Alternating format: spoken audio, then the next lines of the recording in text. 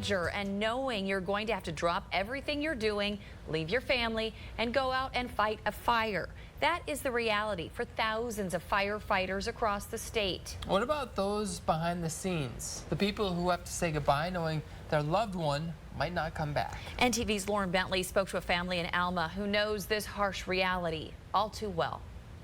Being a volunteer firefighter is not for the weak, as you have to go out, drop everything that you're doing, leave your family, and fight a fire. But what about the wives and the children of volunteer firefighters having to hug their family members and say goodbye, hoping it won't be the last time?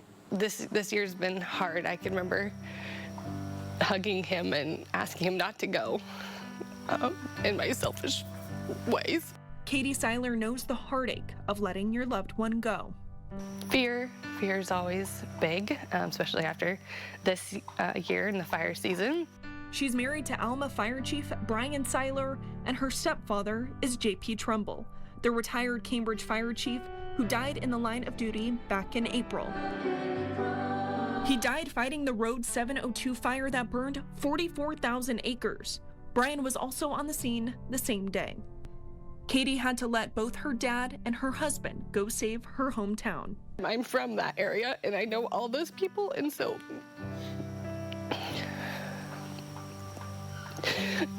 I said, go help my people. Because they're my friends and my family, my memories. But at the same time, I didn't want him to go. We all heard over the radio they were looking for JP, and we had to keep fighting the fire where we were at. As much as we all wanted to go help find him, but you had to keep dealing with the fire. She says the fear never goes away. You can have pagers in the home, and that sometimes makes things even worse to hear fear in the voices or concern as to what they're doing,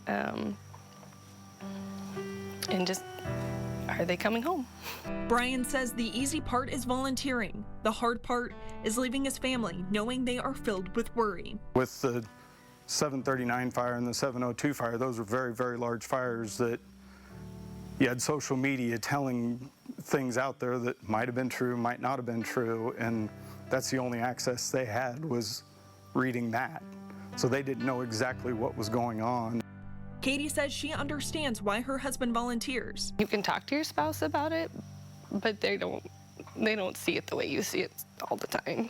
They have to go, and I want them to go, because if I was in that same situation, I would want someone to come for me to help as well. And she says she couldn't do it without support. Those people who are in it with you, other fire wives, other family members who go through it too. It really is a village. As for Brian, he says he knows his family is sacrificing a lot for him to continue at the station. And he says though the job isn't an easy one, it's worth it. It's very, very rewarding. It can be very sad, but it's very, very rewarding. Reporting in Alma, I'm Lauryn Bentley.